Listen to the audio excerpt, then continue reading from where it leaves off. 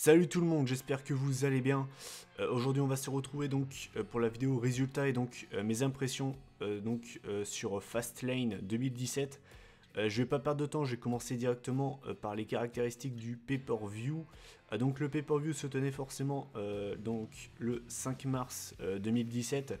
Donc c'était à Milwaukee dans le Wisconsin au Bradley Center. Et le thème du pay-per-view donc c'était Watch This de Will Rush, donc c'était déjà le thème de Fastlane 2016. Voilà, donc j'en ai déjà terminé avec les caractéristiques donc, du pay-per-view.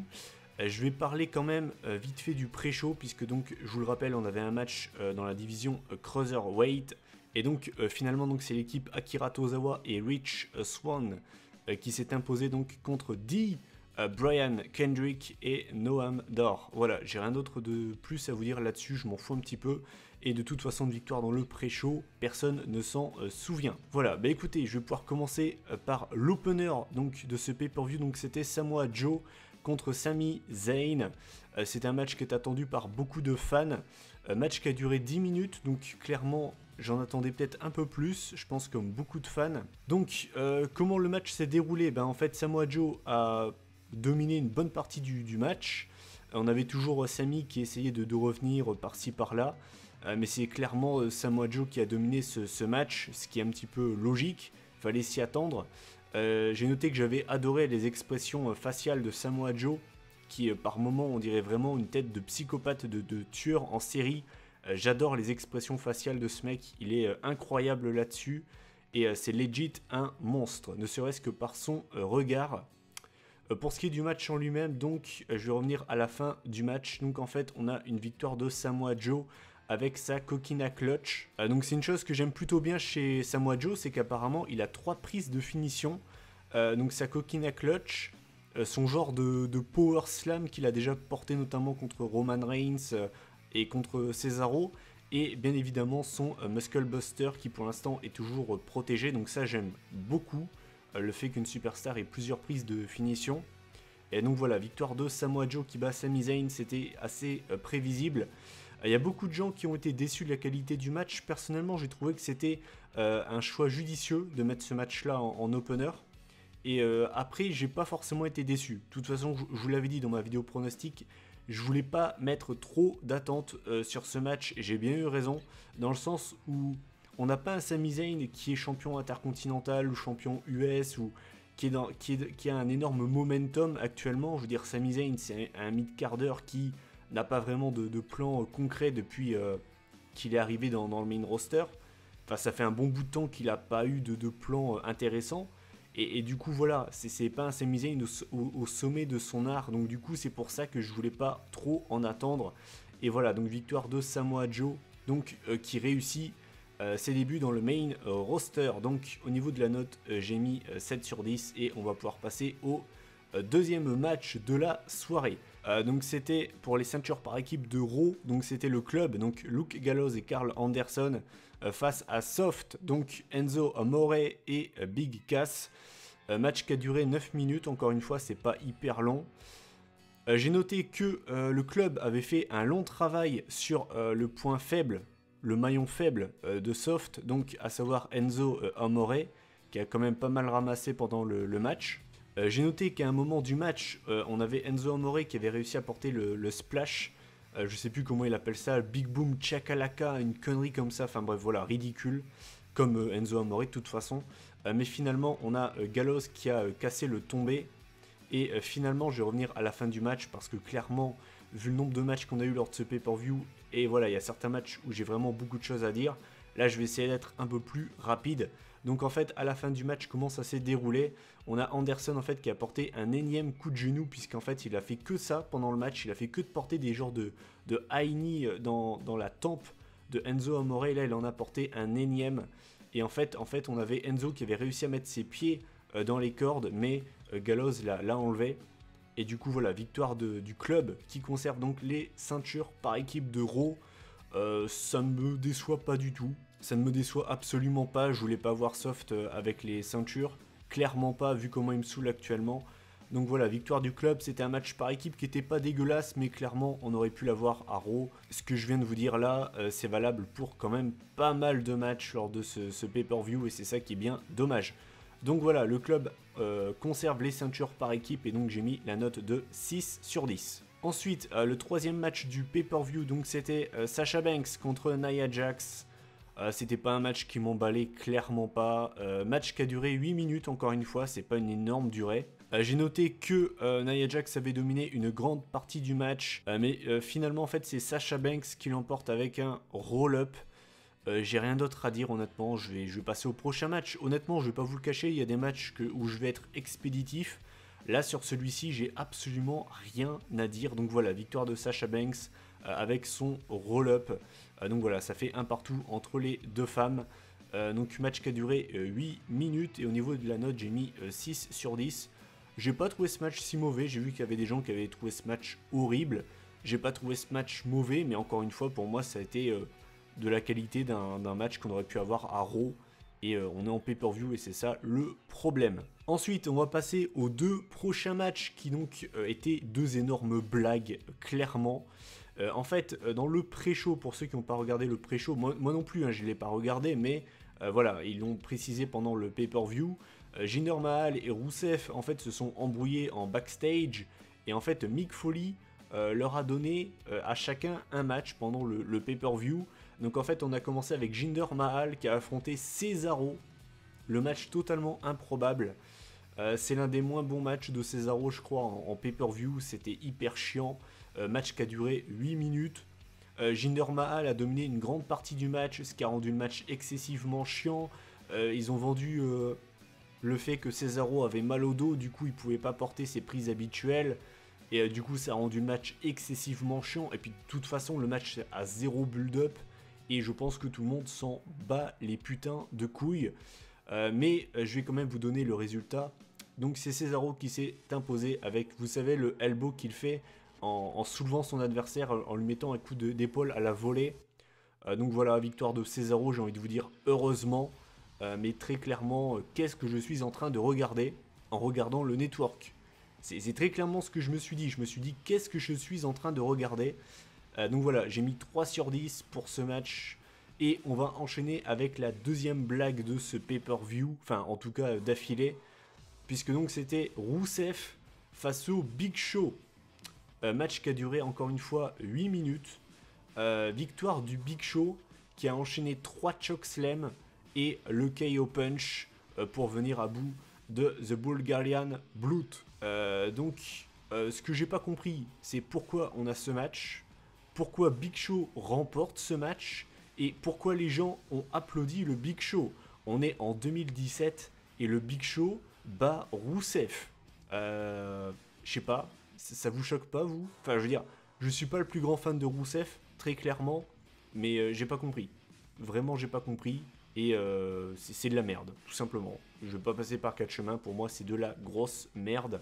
Et donc, pour ce qui est de la note finale, j'ai été un petit peu plus sévère. J'ai enlevé 0,5 points. J'ai mis 2,5 sur 10.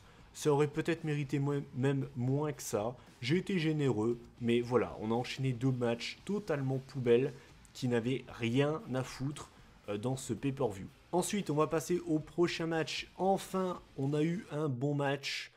Donc c'était pour le Cruiserweight Championship. Donc c'était Neville face à Jack Gallagher. Match qui a duré 12 minutes. J'ai même été déçu de la durée du match. Parce que avec les 2 matchs de merde qu'on s'est tapé juste avant, ils auraient clairement pu leur donner 8 minutes supplémentaires easy. Donc c'est dommage. Donc 12 minutes c'est quand même pas mauvais. Mais c'est vrai que c'était vraiment très très cool. C'était pas forcément un match qui me hypait de ouf. Enfin, c'était pas un match que je n'attendais pas. Mais voilà, j'étais pas non plus hypé comme un malade quoi. Et honnêtement, pour moi, c'était le meilleur match de ce pay-per-view. J'ai adoré. C'était stiff. Les coups de boule de Gallagher étaient énormes. On a eu une release German Suplex de Neville sur Gallagher. Gallagher qui retombe sur la tête. C'était violent. On a eu un Phoenix Splash.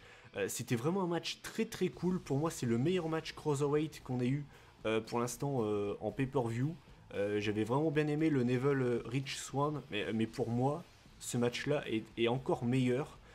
Pour ce qui est du résultat final, eh bien c'est Neville qui l'emporte avec le Red Arrow, prise qu'il n'avait plus le porter depuis vraiment très très longtemps.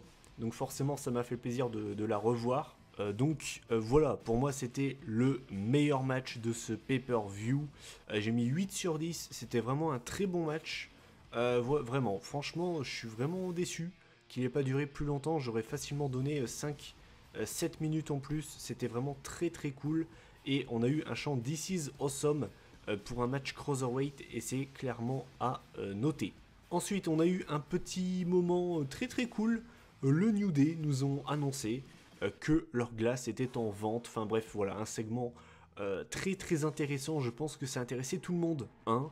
On s'en bat les couilles, encore une fois. Qu'est-ce que ça fout là?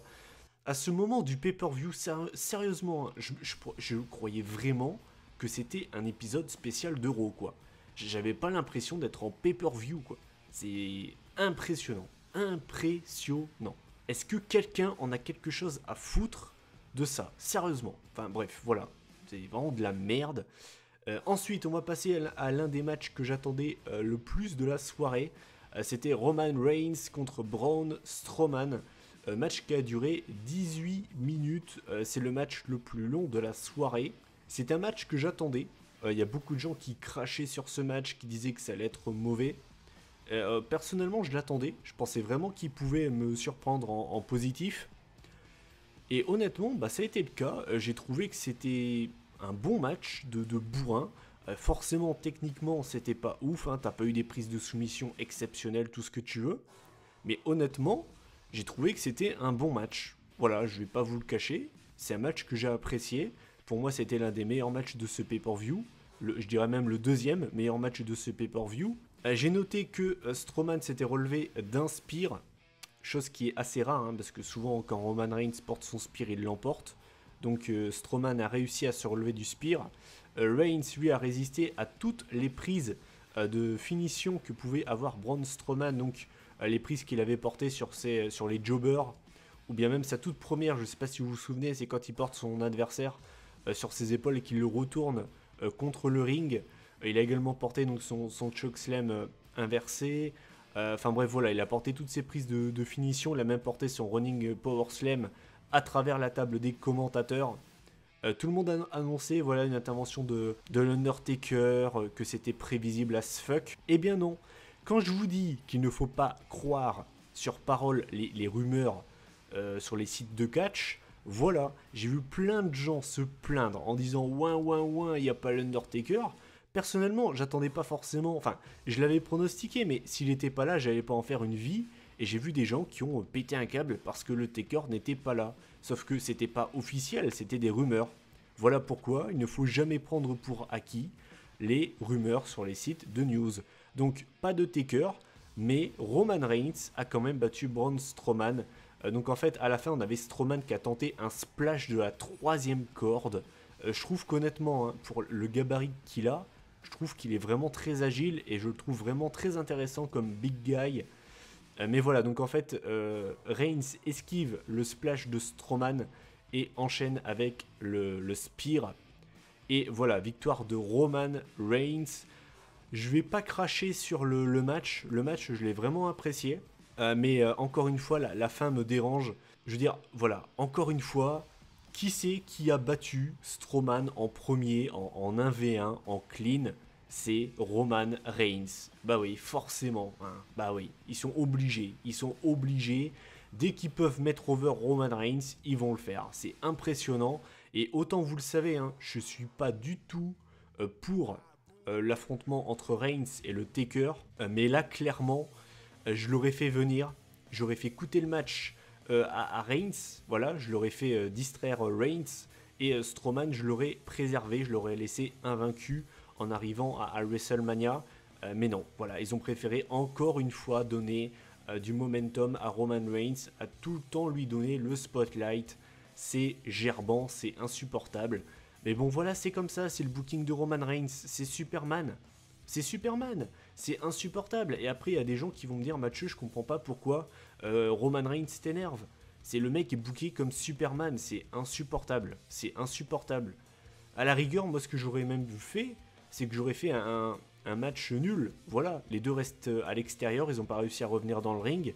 Et voilà, enfin j'aurais fait un truc comme ça, mais je l'aurais pas fait perdre clean Strowman, et je trouve ça vraiment dommage que la WWE donne encore une fois cet exploit entre guillemets à Roman Reigns. C'est vraiment insupportable. Pour ce qui est donc du match en lui-même, je l'ai vraiment kiffé, vraiment apprécié. Donc j'ai mis 7,5 sur 10 et pour moi c'est le deuxième meilleur match de ce pay-per-view. Ensuite, on va passer à l'avant-dernier match de ce pay-per-view. Depuis tout à l'heure je dis pay-per-view, hein, mais honnêtement j'ai pas forcément eu l'impression qu'on était en pay-per-view. Je pense que je suis loin d'être le seul à avoir eu ce sentiment. Donc c'était pour le Raw Women's Championship. Donc c'était Bayley face à Charlotte. Un match qui a duré 17 minutes. Donc c'est le deuxième match le plus long de la soirée. Assez étonnant je trouve. Pour ce qui est du match en lui-même, je vais pas passer par quatre chemins. J'en avais rien à foutre. De toute façon, je pense que vous le savez. C'était pas un mauvais match, je préfère le dire. C'était pas un mauvais match. Il y a juste eu ce moment très très gênant où Bayley botche totalement une prise dans le coin du ring avec Charlotte qui était en position du cochon pendu. C'était très très très gênant, ça va forcément passer dans Botchamania, ça c'est clair et net. C'était très gênant, mais le match en lui-même n'était pas mauvais, c'est juste que honnêtement j'ai pas réussi à rentrer dedans, vous le savez. Mon intérêt autour de cette division est de 0. Mais voilà, je vais quand même vous résumer la fin. Donc en fait, à un moment du match, on avait Charlotte qui allait porter un moonsault sur Bayley à l'extérieur du ring. Finalement, on a Sasha Banks qui arrive from out of nowhere pour distraire Charlotte. Finalement, du coup, elle se fait surprendre plus tard, quelques secondes plus tard, en Bayley to Bayley à l'extérieur du ring, forcément par Bayley. Et quelques secondes encore une fois plus tard, on a Bayley qui porte son Bayley to Bayley, ce coup-ci dans le ring, pour la victoire de Bayley qui conserve le Raw Women's Championship. Alors, ce que je veux dire, vous allez me dire, ouais mais Mathieu, c'est hypocrite de ta part parce que si Charlotte aurait gagné, tu te serais quand même plaint. C'est pas faux. De toute façon, dans les deux cas, dans les deux cas, ça ne me plaisait pas. Mais là, clairement, ce qui m'énerve, c'est que Charlotte, ils nous ont cassé les couilles, mais alors d'une puissance incroyable, à tout le temps nous rabâcher. C'est la Queen, elle est invaincue en pay-per-view, elle est invaincue, c'est la plus forte, donnez-lui une médaille, elle est trop forte, elle est invaincue en pay-per-view. Voilà, ça faisait je crois 16 victoires d'affilée en pay-per-view.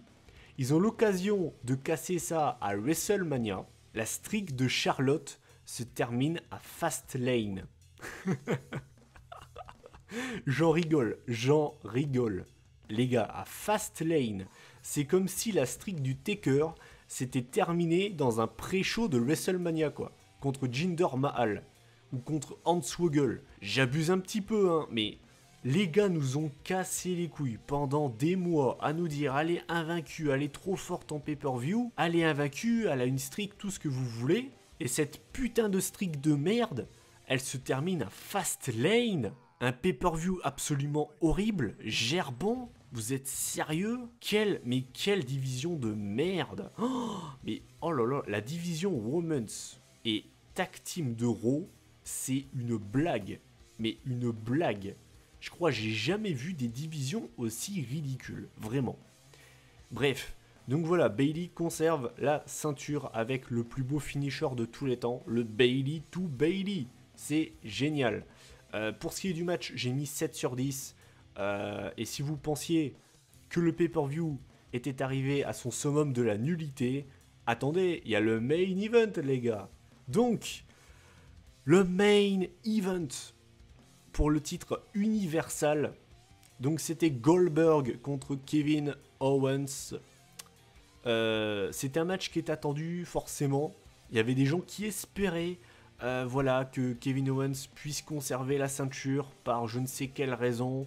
Il y avait plein de gens qui disaient ouais, Lesnar il va intervenir, les sites de news ils l'ont dit, Eh bien non, on n'a pas eu de Lesnar. En fait, alors comment ça s'est déroulé? Kevin Owens a pris son temps, ça c'est clair et net. il est en train d'énerver Goldberg, il a bien pris son temps. Et là je me disais, honnêtement, à ce moment-là, je me disais peut-être qu'il va le faire. Peut-être que KO va réussir à conserver sa ceinture par je ne sais quel miracle. Et au moment où la cloche sonne, on a la musique de Jericho qui démarre. On voit Jericho qui débarque. Donc forcément, Kevin Owens fixe Jericho. Il est totalement distrait. Et se prend un spear par Goldberg qui enchaîne avec le Jackhammer pour la victoire de Goldberg. Je ne sais pas si vous vous souvenez, dans la vidéo pronostic, je vous avais dit que le match allait durer 18 secondes à tout péter. Il a duré 21 secondes. Honnêtement, les gars, j'étais vraiment pas loin. Je suis fier de moi. Non, plus sérieusement, est-ce que j'ai besoin de vous faire un dessin? Je veux dire, honnêtement, s'il y a des gars qui sont contents que Goldberg soit champion, je sais pas quoi vous dire. Je ne sais pas quoi vous dire. Je veux dire, on est d'accord, ça vient d'un gros fan de Kevin Owens. Hein. Le règne de Kevin Owens est mauvais. Il était mauvais. Ça vient d'un gars qui adore Kevin Owens. Son règne était pas crédible. Le mec a dû être dominant, a tout cassé 3 fois dans un règne qui durait depuis le mois d'août. Donc autant vous dire que c'était vraiment pourri. On est d'accord. Mais même avec ce règne qui ne m'a pas plu, je voulais pas voir Goldberg champion, quoi. Je veux dire, est-ce que je vais pas vous faire un dessin, je vais pas vous faire un résumé de 3 heures. Pour moi, c'est de la merde. Donner une ceinture de champion du monde à Goldberg en 2017, c'est surréaliste, sérieusement. Bref, voilà, je vais pas m'attarder là-dessus. Comme je vous l'ai dit, je vais faire une vidéo spéciale où je vais donner mon avis sur donc l'affiche qu'on aura, qui sera donc le main event de WrestleMania 33, donc à savoir Goldberg contre Brock Lesnar. Au final, voilà, j'ai vu des gens qui se sont plaints, il n'y a pas Brock Lesnar. Les gars, c'est normal. Brock Lesnar, il avait rien à gagner à faire ça. On le sait qu'il a une dent contre Goldberg. Il le sait très bien que techniquement, Goldberg devait sans problème défoncer Kevin Owens. Goldberg est champion universel. Du coup, il a un match pour le titre universel à WrestleMania. Lesnar n'avait aucune raison d'intervenir ce soir. Et c'est peut-être pas le mec le plus intelligent du wrestling business, mais il est quand même pas con à ce point-là. Donc voilà, on aura Goldberg contre Brock Lesnar pour le titre universel à WrestleMania. J'en ferai très certainement une vidéo spéciale, je sais pas du tout quand je la sortirai. Je pense que je la sortirai soit milieu de semaine, soit fin de semaine, j'en sais absolument rien. Mais clairement, oui, je vais en faire une vidéo spéciale. Donc, le match a duré 21 secondes et j'ai mis 0 sur 10. Le point de la gentillesse que j'accorde très souvent à des matchs qui sont courts, là clairement, j'ai clairement pas envie de le mettre, surtout vu le pay-per-view qu'on s'est tapé. Donc en faisant la moyenne de ce pay-per-view, j'arrive à une moyenne de 5,2 sur 10. Ça résume parfaitement mon avis sur ce pay-per-view. Je trouve ça dommage, honnêtement. On a commencé l'année vraiment bien avec le Rumble et Chamber. Et puis bah là on arrive à Fastlane qui vient tout gâcher. Comme je l'ai dit sur Twitter, pour moi honnêtement Fastlane n'avait pas besoin de se dérouler. Moi ce que j'aurais fait, c'est que j'aurais fait le Rumble, Chamber et directement WrestleMania. À la rigueur, moi ce que j'aurais fait, c'est que Elimination Chamber, j'aurais fait un pay-per-view pour Raw donc et SmackDown. Du coup on aurait eu 2 Chambers, un pour le titre universal et l'autre pour le WWE Championship. Ensuite, vous faites ce que vous voulez, vous pouvez mettre un match pour le titre IC par-ci par-là, pour les ceintures par équipe de SmackDown, enfin bref, vous faites ce que vous voulez, mais moi en tout cas c'est comme ça que j'aurais fait les choses. Il y a quand même des matchs qui n'étaient pas mauvais dans ce pay-per-view. Le Josey n'est pas mauvais, il est juste pas très très long, c'est ça qui est dommage. Le Neville Gallagher, pour moi, est vraiment le meilleur match de ce pay-per-view. Le Reigns Strowman aussi est pas mauvais. Donc je dirais que si je vais retenir 3 matchs dans ce pay-per-view, bah ce serait cela. Le Neville Gallagher, le Reigns Strowman et le Samoa Joe Sami Zayn. Voilà, donc je vais pas vous faire un dessin. Fastlane 2017 est dans la même lignée que ses prédécesseurs, donc à savoir l'édition 2016 et 2015. Voilà, à mon avis, hein, ça finira encore une fois dans mes flops. J'avais pas l'impression d'être en pay-per-view, j'avais plus l'impression que c'était un Raw spécial. Et vous voyez, c'est un pay-per-view qui était vraiment très très dur à regarder en entier. J'ai rarement eu autant de mal à regarder un pay-per-view. Pas mal de fois pendant le show, j'avais envie de me barrer sérieusement. Il y a eu des trucs qui étaient totalement inutiles, qui étaient gênants, qui étaient inutiles, qui n'avaient pas sa place. Enfin bref, voilà, je vais pas rester 3 heures là-dessus. Pour moi, c'est clairement, pour l'instant, le moins bon show de 2017. Voilà, bah écoutez, n'hésitez pas donc à donner votre avis en commentaire sur ce pay-per-view, entre guillemets, hein, parce que pour moi, c'est pas un pay-per-view. Voilà, pour vous, quel a été le meilleur match de ce pay-per-view, quel a été le pire, qu'est-ce que vous pensez de Goldberg, champion universal en 2017? Est-ce que vous trouvez ça bien? Est-ce que vous trouvez ça choquant, honteux? Enfin bref, voilà. N'hésitez pas comme d'habitude donc à commenter, à liker et à partager cette vidéo si le cœur vous en dit. On se retrouve donc cette semaine pour 2 vidéos. Une review d'un ancien WrestleMania, donc elle sortira vendredi comme d'habitude. Et puis donc la vidéo spéciale sur Goldberg Lesnar, par contre ça je peux pas vous dire quand je la sortirai. Donc voilà, bah écoutez, d'ici là prenez soin de vous. Salut tout le monde!